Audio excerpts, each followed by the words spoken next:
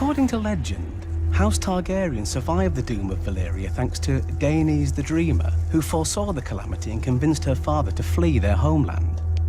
It could be true. The Targaryens were always a bit more. This world wasn't always so small and petty. Thousands of years ago, while the rest of men prayed to gods, the Valyrians became them. Through magic or sheer will, they mastered the greatest creatures in history. A horse grants man dominion over the land, a ship over the sea. But dragons gave us the sky, and everything and everyone beneath it. At its height, my ancestors ruled the known world. Whatever parts we didn't weren't worth knowing. Our capital of Valyria shamed the magnificent cities of the east, for hammers and chisels were no match for dragon fire and sorcery. It was a city and an empire built to last until the end of time. It didn't. 400 years ago, the doom fell on Valyria. Mountains cracked open like eggs, lakes and rivers boiled, fountains of fire, ash and smoke spewed from the ground, so high and so hot that even dragons burned in flight. The land splintered, and the angry sea rushed in. In hours, the greatest city in history became history. But my ancestors didn't burn or drown with the rest of their race. 12 years before the doom, despite the sneers of his rivals, Aenar Targaryen abandoned the capital with his family. Legends claim that his daughter foresaw the destruction of the city in a dream. More likely, Aenar met with some mishap at court and chose exile over execution. He and House Targaryen slinked away to a dreary, remote, god-forsaken island. Forsaken no longer. With arts now lost to the world, we transformed a tiny outpost into Dragonstone, a fortress fit for the last dragon lords. Then Aenar's descendants settled into it like a tomb for their lost homeland. Until Aegon.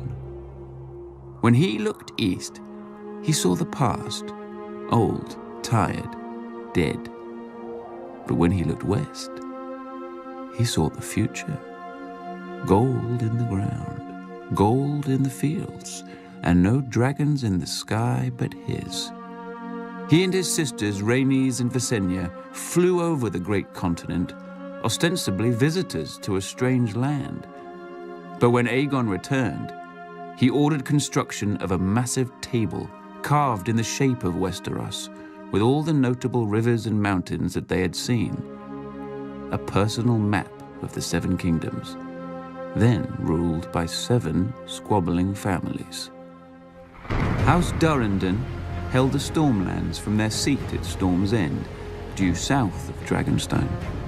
House Hora of the Iron Islands had also conquered and enslaved the Riverlands and ruled them from Harrenhal, a monstrous castle rising on the shore of the God's Eye. House Stark held the frozen wasteland of the north, the oldest, largest, and emptiest of the kingdoms. House Lannister held the Westerlands, the wealthiest kingdom, thanks to their gold mines. House Gardner held the Reach, the second wealthiest kingdom, thanks to their crops. House Arryn held the Vale, or rather the Vale held them. The mountains were impassable except through the Bloody Gate, which had never been taken. House Martell held the deserts of Dorne, probably because no one else wanted them. Together, the 7 kingdoms made Westeros, a realm that wasn't yet a realm, ruled by great families who didn't know what greatness was. Aegon would teach them. Though House Durrandon titled themselves Storm Kings, they were little more than gusts. Their kingdom in the Stormlands had been doddering to its end for the past few centuries, helped along by other houses, most of all by House Hora, who were nearly finished with a monstrous castle at Harrenhal. Too large and too costly a seat to rule only the Riverlands. King Argilac knew where the Ironborn would soon turn. You'd think a king who wanted to keep his crown would be wary of a man with fire-breathing monsters. But King Argilac Durrandon wasn't called the Arrogant for nothing. Determined to arrest his family's decline, he sent an envoy to Dragonstone to enlist Aegon Targaryen and his dragons against his enemies. In exchange, Argilac offered lands he didn't have and a wife Aegon didn't need. For as the Valyrians did, Aegon had wed his elder sister Visenya. Then, as the Valyrians didn't, he took the younger Rhaenys as well. 2 sisters, 2 wives. Perhaps that's why he was so keen to get off Dragonstone. Aegon countered Argilac with courtesy. He sent his own envoy requesting that Princess Durrandon's hand be given instead to Aegon's closest friend and rumored half-brother, Orys Baratheon. Argilac answered with a box and a note. "These are the only hands your butt shall have of me." Inside the box were the hands of Aegon's envoy. How long had Aegon been waiting for such a pretext? As his army prepared to sail, ravens flew to every great lord of the 7 kingdoms. All bore the same message. From this day forth, there would be but one king in Westeros. Those who bent the knee to Aegon of House Targaryen would keep their lands and titles. Those who took up arms against him would be thrown down, humbled, and destroyed. Poor old Argilac. He couldn't even match Aegon in arrogance. Aegon landed at the mouth of the Blackwater River and raised a primitive Aegon fort in the disputed land between Harren's and Argilac's kingdom, so that neither could decide whose problem he was. Adopting the customs of the 7 kingdoms, Aegon unfurled his own banner with a red 3-headed dragon breathing fire upon a black field. Visenya crowned him with a ruby-studded circlet of Valyrian steel, while Rhaenys hailed him as the first High King the continent had seen since the Dawn Age. As his lords and the gathered locals cheered him, Aegon named his loyal friend to a small council, led by Orys Baratheon, whom he called my strong right hand. The title stuck, and Abad became the first Hand of the King. But for now, Aegon's kingdom contained only a rocky island and a handful of fields. The other kings had larger armies, ships, castles, and thousands of years of rule. But Aegon had dragons. He had chosen for the words of his house, fire and blood. Before he was done, the rivers, fields, and skies would turn red. Harren of House Hoare inherited a kingdom that stretched from the Iron Islands to the Triton. Too great a kingdom to rule from a castle as shitty as Pike. For 40 years, his Ironborn plundered the riverlands for stone, timber, and slaves to build a seat worthy of him. Legend has it that masons laid the final stone in Harrenhal on the very day that Aegon landed in Westeros. Could have been a divine omen. Could have been the masons once before the dragons got there. They weren't the only ones. At Aegon's approach, Harren's river lords revolted, led by House Tully. I thought Harren noticed. Harrenhal could repel an army of 1,000,000 men. No ladder could summit its walls, and no ram could shatter them. The castle was as impregnable as an old mate's. Harren shut his gates around himself, his sons, and his Ironborn, and waited for Aegon's army to drain back into the muck. When Aegon finally saw the monstrous castle, he asked for parley. Harren granted it. Valyria had been the greatest empire the world had ever seen. Harren wanted to piss on its ashes. Yield now, and you may remain as Lord of the Iron Islands. Yield now, and your sons will live to rule after you. You see my army outside your walls. You see my dragons. What is outside my walls is of no concern. Those walls are strong and thick. Dragons fly. But stone doesn't burn. When the sun sets, your line shall end. Harren spat and returned to his castle. Once inside, he promised lands, riches, and Tully's daughters to whoever could bring down Aegon or his dragon. As the sun sank below the horizon, all of Harren's men patrolled the battlements, hearing wings in every gust of wind. But the moon rose and sank, and no dragon appeared. While the Ironborn were ringing the battlements, Aegon drove his dragon Balerion higher and higher in the night sky, so that even the great castle of Harrenhal looked like an anthill below them. Then they plunged straight into the castle, well inside the guarded walls. The 5 towers of Harrenhal reached towards Aegon like a hand. Balerion opened his mouth and bathed all the fingers in flame. Harren was right. Stone doesn't burn, but men do, even when they're Ironborn. The dragon blasted my ancestors into ash that choked the survivors when they screamed. Harren's soldiers leapt from the battlements and died. They huddled against the walls and died. They fled across the yard and died. Harren and his sons took shelter inside the castle. The stone didn't burn, but as Balerion blasted it with fire, it glowed white hot.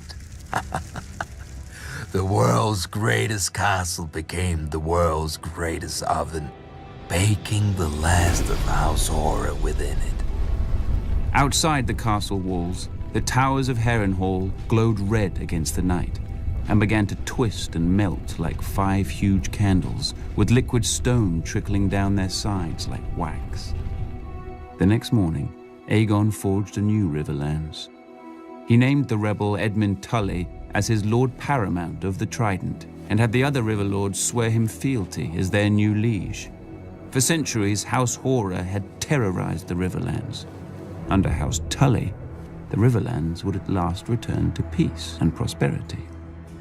After the castle cooled enough to allow men inside, Aegon ventured into the ruin he'd made of Harrenhal. He saw the ashen bodies, the scorched stone, and the mangled and melted swords of his former enemies. To his men's confusion, he ordered these useless swords collected and sent to his Aegon fort. While Aegon marched on Harrenhal after his coronation, Orys Baratheon had taken most of his forces and his queen Rhaenys with her dragon south to deal with the excuse for the invasion. Argilac the Arrogant, king of the Stormlands. Argilac had his seat at Storm's End, a castle considered the most impregnable in Westeros after Harrenhal. Argilac may have been arrogant, but he wasn't stupid or a coward. His lords advised him to shut his gates and wait out the siege. But he'd heard what had happened at Harrenhal and refused to die a suckling pig cooked in his own castle. He would meet victory or defeat the same way, with sword in hand. He called his banners and marched to meet Orys Baratheon in the field. Thanks to Rhaenyra's dragon, Meraxes, Orys knew Argilac was coming, how many men he had, and how fast he marched. So Orys simply seized the high ground and dug in on the hills to wait for Argilac. As the two armies approached, the wind rose to meet them and the rain poured from the sky, a gale which would give the battle its name, the Last Storm. King Argilac's lords urged him to wait for the weather to die down. But a Storm King saw that the rain was blowing into the faces of the Baratheon men on their hills. And Argilac outnumbered the Baratheon host 2-1, with 4 times as many knights and heavy horse. Argilac attacked. 3 times Argilac led his knights against the Baratheon line, but the hills were steep and the rain had beat the earth to mud. The war horses foundered and slipped, and the chargers collapsed. The battle seemed lost, until Argilac ordered his spearmen up the hill. Blinded by the rain, the Baratheons didn't see them until it was too late. One hill fell, then another, and another, until only one remained in the Baratheon center. If Argilac could break through there, he could split the invading army and flank both halves. Argilac and his men charged, and the Baratheon line broke, revealing Queen Rhaenys and Meraxes. Argilac's vanguard burst into flame and his men panicked. The victory charge fell into chaos, and Argilac himself was thrown from his horse. But he didn't yield. When Orys Baratheon arrived, he found the old king holding off half a dozen men, another half dozen dead at his feet. Orys dismounted to meet the king on equal footing and offered Argilac one final chance to yield. Argilac cursed him instead. As the storm raged around them, the grizzled old warrior and the bearded upstart fought for life and kingdom. In the end, Argilac got his wish. He died, sword in hand. As word of Argilac's death spread, his lords and knights threw down their swords and fled. Orys and his vanguard rode to Storm's End to claim Argilac's castle for Aegon, only to find the gates barred and the walls manned. Argilac's daughter had assumed his crown, and the new Storm Queen was as fond of yielding as her father. She declared that Orys would win only bones, blood, and ashes here. But her men were weaker than her, and that night Orys found Argilac's daughter delivered, gagged, chained, and naked to his camp. Argilac had refused to give Orys her hand. Now Orys could have any part of her he wished. But Orys unchained the girl, wrapped his cloak around her, and poured her a glass of wine. He told her he would take the arms, banner, and words of House Durrandon to honor her father's courage in the last storm. Conveniently, Orys had none of his own to discard first.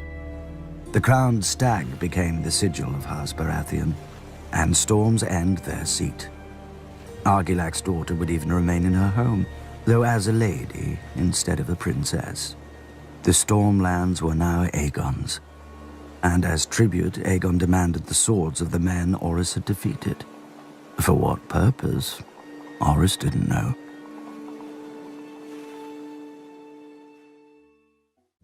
Aegon now ruled 2 of the 7 kingdoms, but he would no longer be able to take the rest piecemeal. For the first time in thousands of years, the kings put aside their squabbles and joined forces against a common enemy. My ancestor, King Loren of House Lannister, was head of the wealthiest family in the 7 kingdoms. When King Loren joined his forces to Mern of House Gardner, king of the Reach, they had the mightiest army in history, a so-called Iron Fist, to break the would-be conqueror. But while an iron fist can smash a man's face in battle, you'd look silly hunting birds or beasts with it. And Aegon had a creature that was both. The kings had never even seen a dragon, let alone fought one. They had fought each other for thousands of years, and victory always went to the larger army. Surely, a force 5 times that of Aegon's could manage 1 dragon. But Aegon arrived with 3. Still, the Lannisters and Gardeners hoped for victory. The battlefield they chose was a wide plain with firm ground and clear skies, perfect for archers and mounted cavalry. But neither of the kings spared a thought for why the ground was firm. There had been no rain for a fortnight, which meant all the wheat and grass on it were bone dry. Perfect for dragons. At first, the kings looked like they would emerge victorious. When the horn blew for battle, their armies swept around Aegon's flanks, and their iron fists of mounted knights smashed through his center before the dragons could even enter the fray. But then, Aegon and his sisters took flight and unleashed their dragons not on the soldiers, but on the dry fields all around them. The iron fists unclenched and became a hand outstretched for mercy. As Aegon promised, he had none.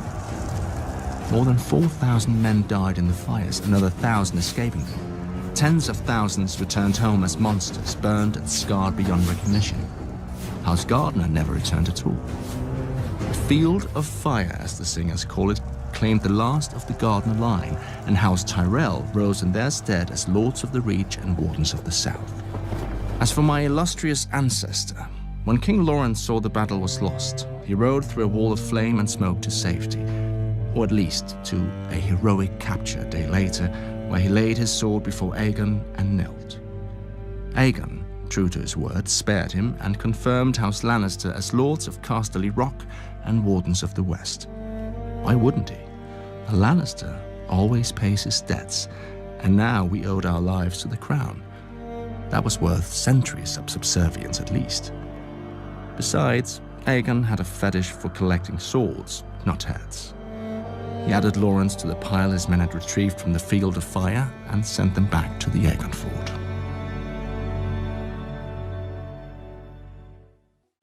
With most of the south in Aegon's hands, the best chance to throw back the Conqueror now lay with the north, if we cared enough to try. Unlike our southern rivals, the Stark Kings of Winter didn't forge the north into one kingdom for glory or gold. There is little of either here, but to survive. Alone in Westeros, the north remembered when worse than dragons lay waste to armies. Thousands of years ago, the sun set on the realms of men and the long night began. A new race emerged from the ice and snow, the White Walkers. They demanded no crown, offered no terms, spared no life, and the dead marched with them. With humanity facing extinction, a Stark sought out the children of the forest, the most ancient beings in Westeros, and convinced them to ally with the men they'd once fought. Together, the two races pushed the Walkers back into the land of always winter and sealed it off from the Seven Kingdoms with the Wall. 300 miles of ice, stone, and earth, rising nearly 700 feet tall. To guard it, they established the Night's Watch, a brotherhood sworn to defend the living from the dead, whose vows erase both titles and crimes. After the long night, the North tried to forget it belonged to a continent, perhaps through pride, perhaps through sheer ignorance. You never can tell with the North. But as news of Aegon's dragons spread, Torrhen Stark, the King of Winter, knew he couldn't forget Westeros any longer and summoned his lords to Winterfell. Many fools shrugged off the threat, while the rest placed wagers on how long the South would take to burn. Torrhen silenced them with a command to assemble their armies and descend from the north in force. As the kings of the Rock and the Reach burned on the Field of Fire, the greatest northern force since the Long Night crossed the neck into the Riverlands. But when King Torrhen arrived at the Trident, he saw, on the opposing riverbank, the combined strength of all Aegon's conquered kingdoms. A force larger than Torrhen's own by half, and with 3 dragons. That night, King Torrhen called a conference of all his lords and advisors. Some wanted to fight and trust northern valor to carry the day and burn on the Trident. The wisest of them wanted to withdraw to Moat Cailin, the fortress which had thrown back every southern invasion, and burn there. One suicidal lord even wanted to ambush Aegon's camp in the dark and kill the dragons as they slept, or at the very least, their riders. It's hard to tell what would have been his fate. Burning, beheading, dismemberment, perhaps all 3. My ancestor listened to their counsel, and in the morning crossed the Trident under a flag of parley. Then King Torrhen of House Stark laid his ancient crown at Aegon's feet and was named Lord of Winterfell and Warden of the North. And the king who knelt. He had no choice, and thanks to him, our soldiers returned to their homes whole and unharmed. The swords that Aegon took from them were not twisted, burnt, or mangled. Yet. The Vale of Arryn was the last of the great kingdoms left. Old and proud, House Arryn did what they always did in times of strife. They shut the bloody gate, sealing off the Vale. Then the Queen Regent Shara of House Arryn retreated with her son, the boy King Ronald, into the Eyrie, their family's impregnable fortress. From the top of their mountain they could look down on Westeros far below, its problems hidden beneath the clouds. But one day, Queen Shara entered the outer courtyard to find her young son sitting on the knee of Visenya Targaryen and ogling her dragon Vhagar beside her. Just as he'd asked for another cake at dinner, little King Ronald asked his mother if he could go flying on the nice lady's dragon. Visenya smiled at Shara. So, Shara imagined, did Vhagar. Remembering her manners, Shara asked if she could have Visenya brought some wine or food. She must be tired after such a long flight. But Visenya demurred. Bored with his mother's pleasantries, Ronald demanded an answer. Poor boy. he didn't even understand the question. Shara hesitated for a moment, then asked Visenya, as a mother, if it was safe for the boy. Visenya assured her it was. What choice did Shara have? Whilst her son circled the castle, she collected his little ringlet, her own regent's coronet, and the ancient falcon crown of mountain and vale which the Arryns had worn for thousands of years. Ronald had taken to the sky as a king, but he landed as a lordling. Perhaps he considered his ancient rights a fair trade for a few minutes of flight, as a little boy would. More likely, he didn't even notice the 3 crowns at Visenya's feet, or recognize the swords of his garrison beside them.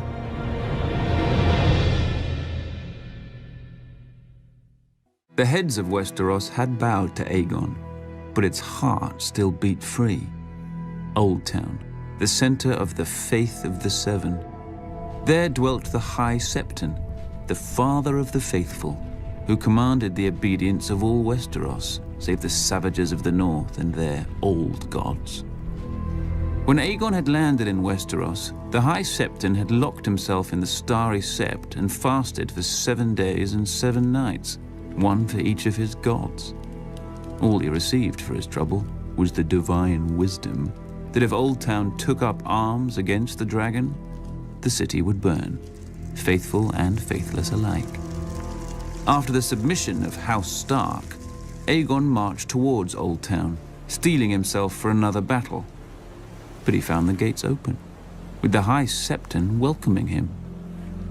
The pious fool even had the arrogance to grant what Aegon had already won, and anointed the last Valyrian as Aegon of House Targaryen, first of his name, King of the Andals and the First Men, Lord of the 7 Kingdoms, and Protector of the Realm.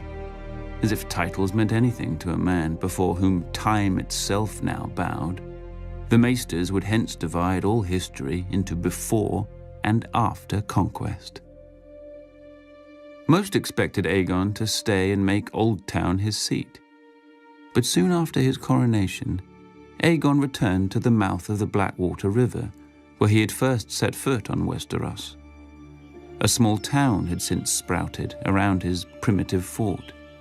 To honor their new master, the locals dubbed it King's Landing, though it looked more fit for a hedge knight, with wooden palisades, muddy streets, and piles of mangled swords carted in from every corner of the conquest. But when Aegon made it his court, wood became stone, black mud was buried beneath a red keep, and the collected swords of Aegon's foes were blasted by dragonfire and became a seat fit for the conqueror and the greatest dynasty this world has ever known. House Targaryen, my family, my throne. Or so it should have been. But while Aegon titled himself Lord of the 7 Kingdoms, in reality he held only 6. The 7th, Dawn, had never knelt. Visenya had flown into the Vale and returned with its crown. Mimicking her sister, Rhaenys had flown over the enemy force holding the passes into Dawn and landed in the castle of its ruling lady, Princess Meria of House Martell. Meria was 80 years old, fat, bald, and blind. Behind her back, many sniggered at her as the yellow toad of Dawn. The beautiful Rhaenys probably thought as much when they met.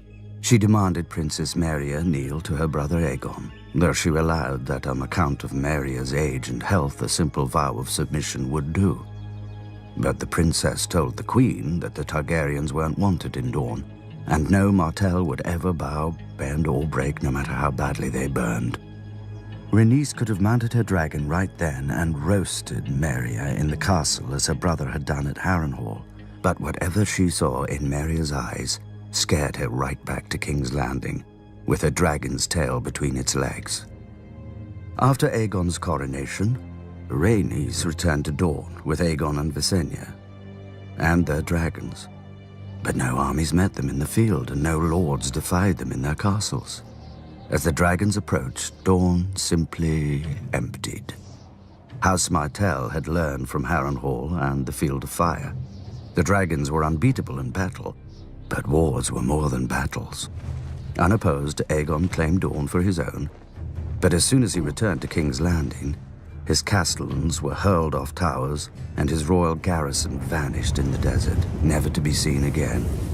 Except perhaps when the winds change and the sands cough up old bones and armor. Rhaenys returned on Meraxes, intent on revenging herself against Merya Martell, but Dorne was no longer empty. The Dornish kept Merya's promise and fought even while burning under dragon flame. And they won. One day a bolt pierced the eye of Meraxes and knocked the dragon out of the sky. House Martell remained unbroken, unlike the unfortunate Rhaenys. In their wrath, Aegon and Visenya set flame to every castle and city but Sunspear, trying to turn the people against House Martell. But the Dornish stayed loyal, and when Aegon returned to King's Landing, he found assassins waiting for him in the streets of his own capital. If not for Visenya, the Conqueror would not have enjoyed his conquest for very long. From then on, the king and his family would be guarded by the 7 greatest knights in the realm, the King's Guard. When Merya died in her sleep, her weak and tired son sued for peace. But old Merya had exhausted Aegon as well, and he granted the request. The Targaryens still wanted Dorne, and eventually they would have it, but not at the point of a sword. They would buy it the same way great lords buy anything, with a daughter.